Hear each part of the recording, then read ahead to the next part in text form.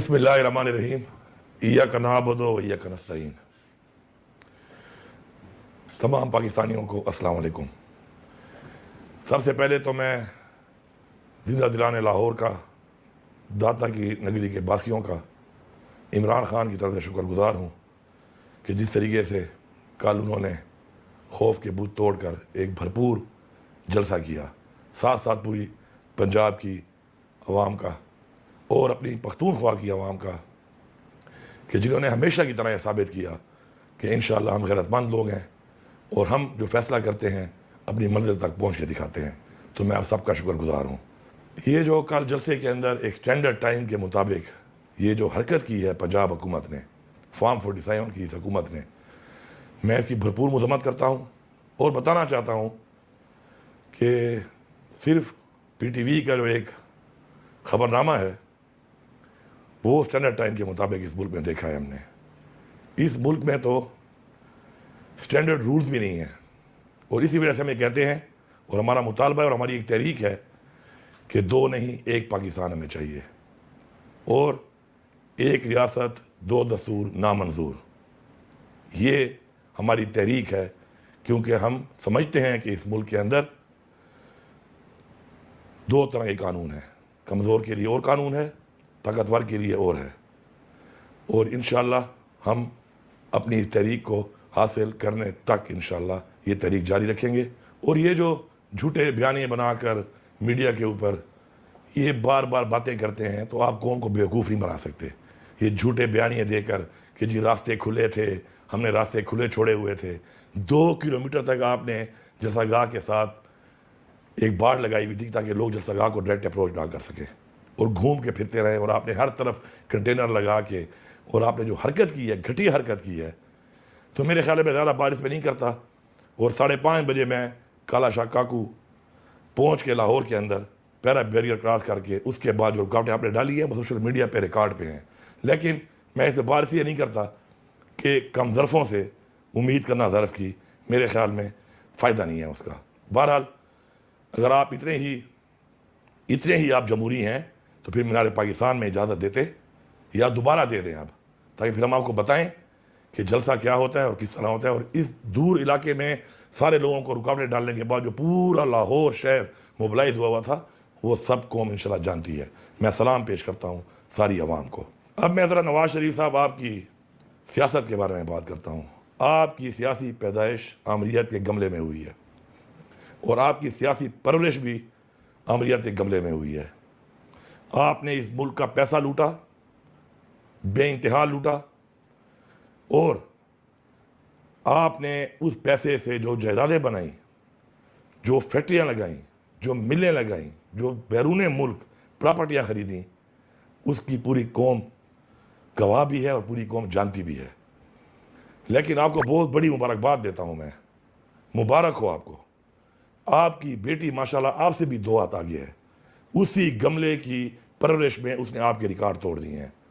इसी तरह शहबाज शरीफ साहब, बूट पॉलिसी में चेरी ब्लॉसम आपका नाम रखा गया, लेकिन आपके लिए एक अफसोसनाक बात यह है कि आपकी भतीजी ने इस पॉलिसी में आपको बहुत पीछे छोड़ दिया है। आप अब उसका मुकाबला नहीं कर सकते। बूट बदल भी जाएं, बूट जैसे भी हों, जिस कंपनी के हों, लेकिन आपकी पॉलिश का मयार पीछे रह गया है क्योंकि आपकी भतीजी ने उस मयार को बहुत आगे बढ़ा दिया है। अपना मयार इंप्रूव करें अपनी भतीजी को बीट करने के लिए। और मैं जरदारी और बिलावल आपको ये कहता हूँ कि बिलावल, मैं तुम्हारी गैरत जगाने की कोशिश कर रहा हूँ, जानते हुए कि तुम्हारे में गैरत नहीं है। तुम्हारी शहीद माँ और तुम्हारी नानी, उनकी गैर इखलाकी तस्वीर इसी नवाज शरीफ वगैरह ने हेलीकॉप्टरों से फेंकवाई। और जरदारी, थोड़ी गैरत कर लो। तुम कुर्सी के लिए और इक़्तिदार के लिए और पैसे के लिए हर हद तक जा सकते हो और तुम हर हद तक जा चुके हो। और बिलावल, तुम भी उस रास्ते पे लग चुके हो। करप्शन, इक़्तिदार के अलावा और कोई काम नहीं रहा इस पार्टी का। और मिल के जो आज जमहूरियत के ऊपर आप डाका लगा रहे हैं वो भी पूरी कौम देख रही है। लेकिन याद रखो, हम तुम्हें डाका नहीं मारने देंगे। और जो जो पार्टियां غیر آئینی اقدامات کے اندر حصہ بن رہی ہیں، وہ یاد رکھیں کہ انشاءاللہ یہ عوام ان کو بتائے گی، جس طرح 8 فروری کو بتایا تھا کہ عوام جمہوریت کے ساتھ ہے، اپنے آئین کے ساتھ ہے، اور انشاءاللہ عمران خان کے ساتھ ہے۔ عمران خان نے ہمیں لا الہ الا اللہ کا مطلب سمجھایا۔ الحمدللہ ہمیں فخر ہے اس بات پہ کہ عمران خان نے اس قوم کو آزاد کرایا، اور یہ جو لوگ ہمارے ملک کو، ہماری قوم کو تاریکی میں دھکیل رہے ہیں، تو عمران خان نے جو تحریک کا آغاز کیا ان کے خلاف، آج پاکستان کا بچہ بچی، جوان مرد عورت بوڑھا بوڑھی ہر کوئی انشاءاللہ عمران خان کی اس بات کو سمجھ کر اس تحریک کا حصہ ہے، اور انشاءاللہ حصہ رہے گا۔ عمران خان کو توشہ خانہ کے کیس میں قید کر کے آج 414 دن ہو چکے ہیں، اور اس توشہ خانہ کیس میں، اس جیلی کیسوں میں عمران خان نے لیگل طریقے سے وہ کام کیا ہے، لیکن وہی بات کہ ایک ریاست دو دستور، چونکہ قانون کی بالادستی نہیں ہے، تو آج عمران خان کو اندر ڈالا ہوا ہے غیر قانونی طور پر، اور جنہوں نے توشہ خانہ سے انلیگل طریقے سے گاڑیاں نکالی، جس کی اجازت ہی نہیں ہے پاکستان کے قانون میں، وہ آج برجمان ہے ہمارے اوپر۔ تو یہ قوم غلام نہیں ہے، نہ ہم غلامی برداشت کریں گے۔ انشاءاللہ اپنے حق کے لیے ہم لڑیں گے، اپنے حق کے لیے انشاءاللہ ہم مریں گے۔ عدلیہ آزاد نہیں ہے۔ جب عدلیہ آزاد نہیں ہے، اور عدلیہ میں ججوں نے باقاعدہ طور پہ خط لکھا ہے، وہ آن ریکارڈ ہے کہ جی ہمیں پریشرائز کیا جاتا ہے، اس کے بعد کیا رہ گیا؟ ہم عدلیہ کے ساتھ ہیں، اور ہم گزارش کرتے ہیں کہ آپ نشاندہی کریں کہ آپ کو پریشرائز کون کر رہا ہے۔ ہم آپ کا ساتھ دیں گے، پوری قوم آپ کا ساتھ دے گی انشاءاللہ۔ ہم اپنی آزادی کی بات کرتے ہیں کیونکہ ہم نہ غلام پیدا ہوئے تھے اور نہ ہم غلامی برداشت کریں گے،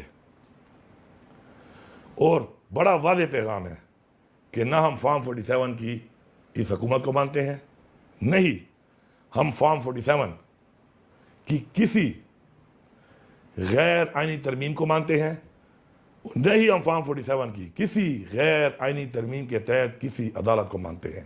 یہ بڑا کلیئر ہے۔ ہم آئین کے تحفظ کے لیے، ہم پاکستان میں قانون کی بالادستی کے لیے ہم کھڑے ہیں انشاءاللہ۔ اور یاد رکھیں، پاکستانیوں یاد رکھو، عمران خان کی رہائی تبھی ہوگی جب یہ عدلیہ آزاد ہوگی۔ تو جمعے کے دن، آنے والے جمعے پر انشاءاللہ پورے پاکستان کے ہر شہر میں انشاءاللہ ہم نکلیں گے، اور ہم پرامن طریقے سے پورے پاکستان کے ہر شہر میں، ہر گاؤں میں انشاءاللہ بھرپور طریقے سے اپنے آئین کا تحفظ، عدلیہ کی آزادی اور عمران خان کی رہائی کا مطالبہ کریں گے۔ اور اب یہ جو ہماری تحریک ہے، یہ لمحہ بلمحہ جاری رہے گی۔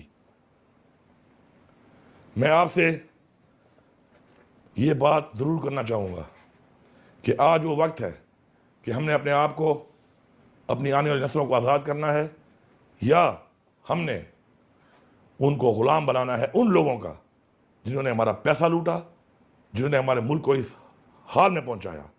میں یہاں پہ واضح طور پہ تفصیل بتانا چاہتا ہوں۔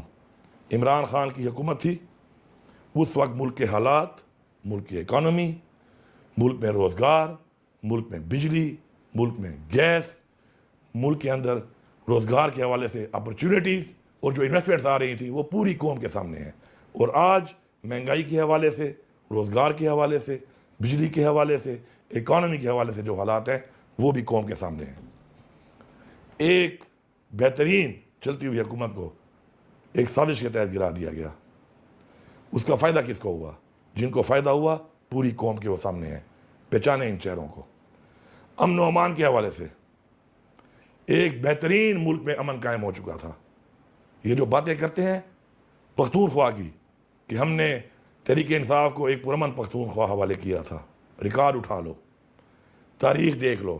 اس سے پہلے جب یہاں پہ حکومتیں گزریں، جو آپریشن ہوئے، جب تحریک انصاف کی حکومت آئی تو کیا حالات تھے، لیکن ہماری حکومت آنے کے بعد یہاں پر بھی امن قائم ہوا، اور ساتھ ساتھ پورے پاکستان کے اندر عمران خان کی حکومت کا ٹینیور دیکھ لیں اور اس میں امن کے حالات دیکھ لیں، کیونکہ عمران خان نے کہا تھا کہ میں اپنی خارجہ پالیسی کا فیصلہ خود کروں گا، اور اسی اچھی اپنی خارجہ پالیسی جو پاکستان کے لیے تھی، اس کے فائدے کی وجہ سے ہمارے اندرونی اور بیرونی جو حالات تھے امن و امان کے حوالے سے ماشاءاللہ بالکل ٹھیک تھے۔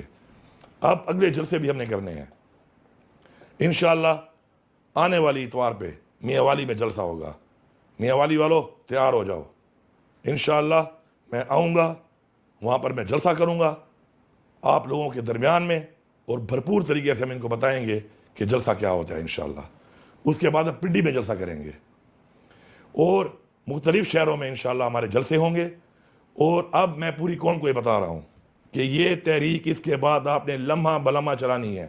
اپنا گزرتا ہوا ہر لمحہ آپ نے اس تحریک کا حصہ بننا ہے.